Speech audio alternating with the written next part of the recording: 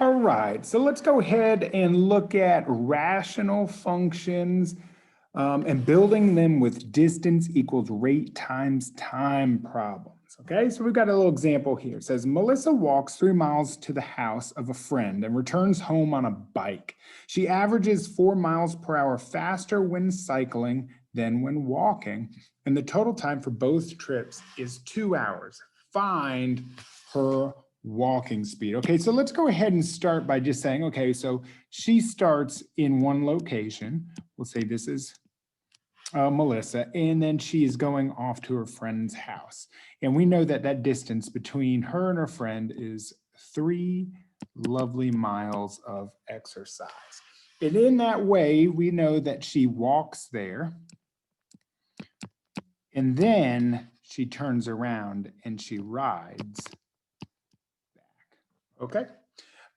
And what it says is, and the total times for both trips is 2 hours. So I'm going to make a quick equation based off of the total time of both trips being 2 hours. Okay. So what I'm going to write is, I know that the time for the walk plus the time for the ride equals a total of 2 hours. Okay. And the reason why I'm going to focus in on that part right now is because that tells me that what we're going to do is we're going to end up building an equation for based off of time. Okay, well, how do we find time? I know that if we work with any of this stuff, that it says distance equals rate times time. So if I want to find the time, all I need to do is divide by the rate. And what I have is an equation that would say time equals distance over rate. So what we're going to do is we're going to build two equations. We're going to build one that has to do with the time it takes to walk in one direction and the time it takes to ride. And what we're going to do is we're going to use this distance divided by the rate. So let's go ahead. It says, let's go to this piece. It says, what is the time it takes Melissa to walk to her friend's house? Well, the time it takes her to walk there is going to be distance divided by rate. Well, so we're going to say, okay, so the time for the walk must be 3 miles is how far she's going to end up going for the distance, but we don't know how fast she's going. So I'm going to just simply say X. X is the rate that she is walking. Okay. And then what we need to do is we need to find the time it takes for her to ride back. Well, it gives us some hints in this problem. Okay. We know first that it's 3 miles. The distance is 3 miles back. So the time for the ride is going to be 3 miles, but the rate, it gives us that hint and says she averages 4 miles per hour faster when cycling or riding her bike.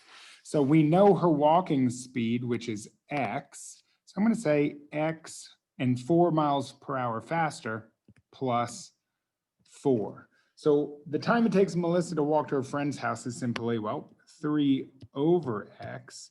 And the time it takes Melissa to cycle back from her house is simply 3 over X plus 4.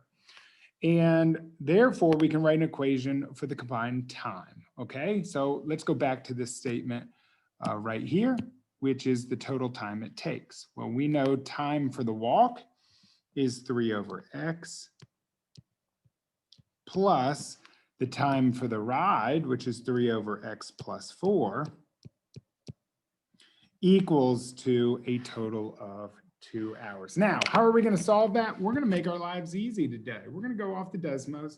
We're going to plug that in. So let's do that. You can see that I have it, 3 over X plus 4 and 3 over X.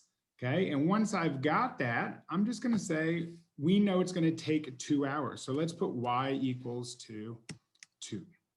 Okay, so Y equals to 2 is sitting here, and we're going to solve for the X value, and that is going to be where they intersect.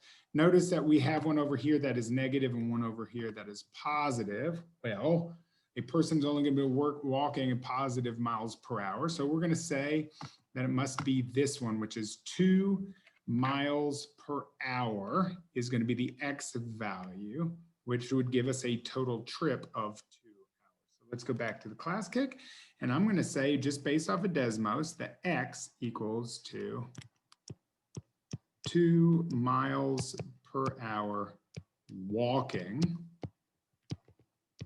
Okay, which means I solve the equation for Melissa's walking speed, but we can also go ahead and say that means that she rode her bike at 6 miles per hour riding, because all I've got to do is put that 2 plus 4, and that will give us a total of 6.